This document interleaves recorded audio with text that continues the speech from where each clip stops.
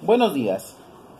Hace un par de días subí un video explicando qué era el rol narrativo, por lo que el día de hoy vamos a profundizar un poquito en lo que es ese tema, hablando de 3 puntos importantes. El primero, para los futuros Rollmasters, es explicarles cómo crear una buena ambientación en los roles. Adicional a eso, vamos a hablar también para los futuros Rollmasters y además para los jugadores sobre lo que es un diseño de personaje.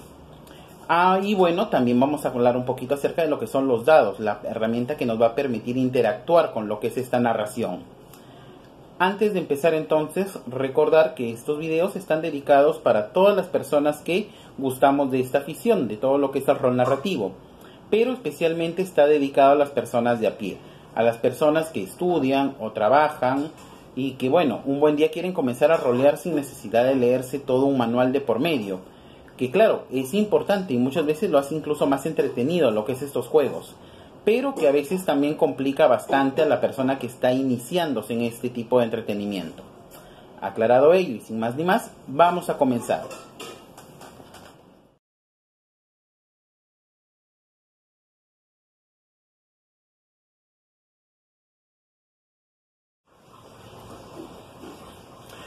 Respecto a la ambientación, esto es súper importante para que la partida se desarrolle de manera correcta y además los jugadores sepan en dónde, en qué universo están jugando. Aquí algo que recordar, un amigo mío viendo el video anterior me recordaba que evidentemente para que este tipo de juegos funcionen y resulten entretenidos, la persona tiene que tener un buen nivel de imaginación y la capacidad de poder involucrarse con un personaje y una historia que evidentemente sabemos que es ficticia. Aquí unas palabras de aliento. Mira, da lo mismo que tú seas una persona que gusta de ver telenovelas o que gusta de ver a Harry Potter. Yo sé que todos tenemos en mayor o menor medida la posibilidad de imaginar, hasta con tu crush, que yo lo sé, que se casaban, tenían 2 pastores belgas y tenían 5 hijos y una casita en la pradera. Yo lo sé. Y eso es lo que vamos a utilizar bastante en estos juegos narrativos. Para empezar, es importante que el Rollmaster declare en qué época, en qué tiempo se está transcurriendo la historia. Si estamos hablando de la Edad Media, si estamos hablando de un rol desarrollado en la Edad Contemporánea, o si estamos hablando a lo mejor de un rol que se desarrolla en el futuro o en la prehistoria. Esto es súper importante para los elementos que vamos a tener dentro del rol, porque si declaramos que nuestro rol comienza en una edad contemporánea, es decir, la edad actual, es muy poco probable que los personajes puedan encontrar espadas, antorchas, carrozas. Es un poco difícil que lo podamos encontrar en esta época. Sin embargo, si lo declara que el rol va a comenzar, se va a ambientar en la Edad Media, pues estos objetos, las espadas, las hachas, las flechas, las vas a encontrar con una mayor proporcionalidad. Pero por otro lado, sería imposible que en la Edad Media encontraran un celular, una computadora de mano. Esto es muy importante, repito, para que todos entendamos en qué situación histórica estamos y bueno, todos juguemos en el mismo universo, evitar malos entendidos con los jugadores.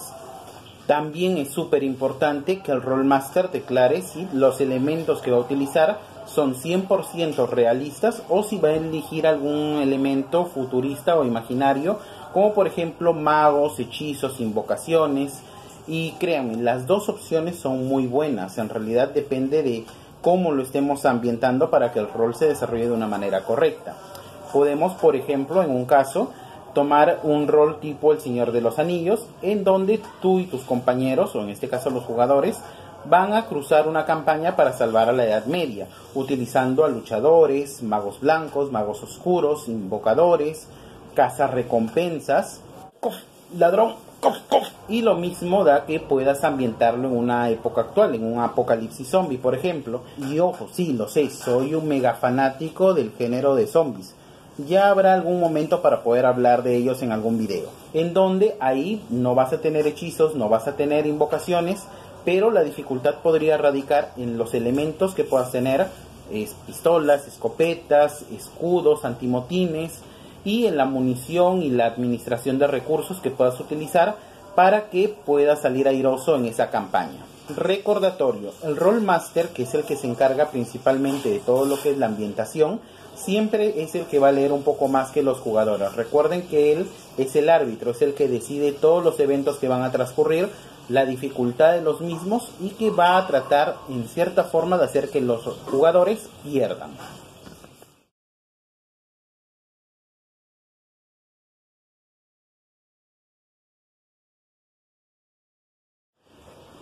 La ficha del personaje. Cuando hablamos de la ficha del personaje vamos a dividirla en dos partes. Primero lo que es la parte narrativa y segundo la ficha del personaje propiamente dicha, donde están sus habilidades, sus talentos, sus características físicas, etc. Vamos a explicarlo un poco más al detalle. Agárrense que comienza la parte psicológica. Cuando hablo de la parte narrativa, hablo de la historia del personaje, es decir, elígele un nombre, tienes que darle un nombre a tu personaje, una edad, algunas características sobre su pasado, sus anhelos, sus ambiciones, que si era la parte psicológica, qué le gusta, qué le desagrada, y bueno, en general todas estas características del personaje. Si piensas que me estoy pasando, vamos a ver el desarrollo en dos ejemplos. De cara al rol pondré como ejemplo a Mallow, un personaje nubecita en el juego Super Mario RPG para el Super Nintendo. Básicamente, este personaje era un llorón, y también un cobarde al comienzo de la historia, pero te llega a caer súper bien. Yo te digo que no era ni el más poderoso de los 5 personajes, y me atrevería a decir que ni siquiera era el mejor support. Pero, su historia te llega a empatizar con el personaje, que sepas que era adoptado por unos renacuajos y que vivía frustrado porque lógicamente no tenía las características de los renacuajos. Pero pese a que era un llorón, siempre sacaba coraje de donde no tenía para hacerle frente a los enemigos. Y créanme, en lo personal, en la escena final del juego, cuando ves el desenlace de cada uno de los personajes y ves que finalmente está en un lugar donde encaja, te da un gustazo por ese personaje.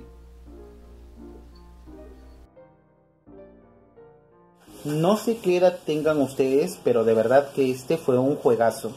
Deberían de jugarlo todos. Es uno de los mejores RPGs del Super Nintendo y quizá el mejor de la historia. Y me arriesgo mucho con esa polémica. ¿En qué estaba?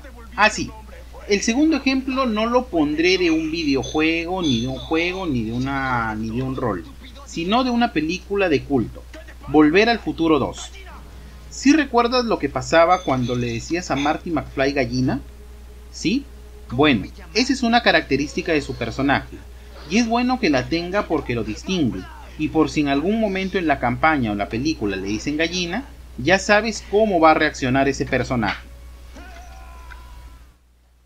Entonces, queda claro por qué es importante el desarrollo de la historia del personaje. Ahora viene la distribución de sus atributos. Si nos vamos a los videojuegos, en pantalla estás viendo las pantallas de estado de cada personaje. Cuánta fuerza tiene, cuánta defensa tiene, cuán ágil es, cuánta suerte tiene. Todo eso son las características físicas y psicológicas de cada uno de los personajes. No vamos a marearnos analizando un motor de juego en un videojuego, aunque quizá luego lo hagamos. Por lo pronto vamos a ver dos ejemplos de fichas de rol narrativo. El primero que ves en pantalla pertenece a un juego de mesa llamado Mansión de Locura, en donde tal como puedes ver, dependiendo de cada personaje, van variando sus atributos. Esto es importante porque hay personajes que son muy fuertes, pero nada ágiles. Hay personajes que son muy ágiles, pero nada fuertes. Y hay personajes que no son ni lo uno ni lo otro, pero son muy inteligentes. ¿Y cómo así funcionan? Fácil. Porque el número que ves a la derecha es el número de dados que podrán utilizar para superar un reto. El juego se desarrolla con dados de 4 lados, pero voy a poner un ejemplo con los más comunes, los dados de 6 lados. A ver, tenemos a dos personajes. Para ejemplo, personaje A, personaje B. La prueba es de fuerza y necesitan mover un mueble pesado. Necesitan un resultado o una puntuación de 10. Para el primer personaje será más fácil porque tiene 3 dados de 6 lados para obtener 10 o más. Matemáticamente es más fácil. Por otro lado, el segundo personaje tiene solo 2 dados para llegar a la cantidad de 10, lo cual es matemáticamente un poco más difícil, ya que lo máximo a lo que puede llegar es 12, mientras el primero tiene una ventaja de que su máximo posible son 18. Se entiende entonces la importancia de esta parte en la ficha del jugador. El segundo ejemplo de ficha es el que están viendo en pantalla, que es el del rol Vampiro la Mascarada. La diferencia es que aquí no vienen perfiles prediseñados, sino que tú puedes elegir cómo subir la experiencia de tu personaje.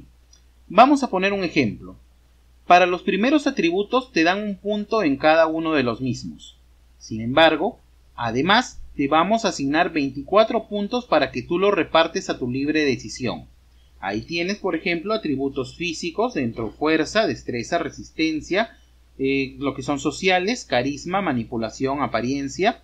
Es decir, en general, para que tú lo puedas diseñar a tu personaje. ¿De qué manera? Subir a la segunda casilla te va a costar 2 puntos de habilidad de los 24 que te han asignado.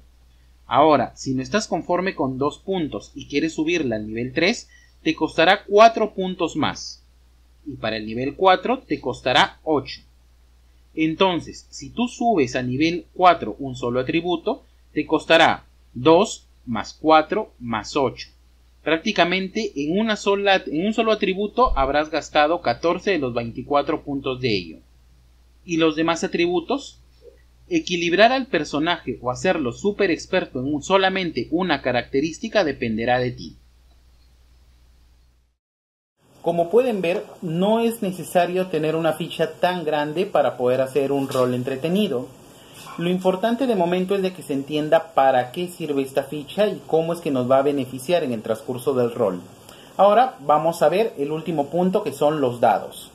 Respecto a lo que son los dados, como pueden ver en pantalla, hay los básicos, que son los clásicos de 6 lados, pero tenemos dados de más caras. Como expliqué en el video anterior, hay dados de 4 lados, de 3 lados, de 8 lados, hay hasta de 20 lados.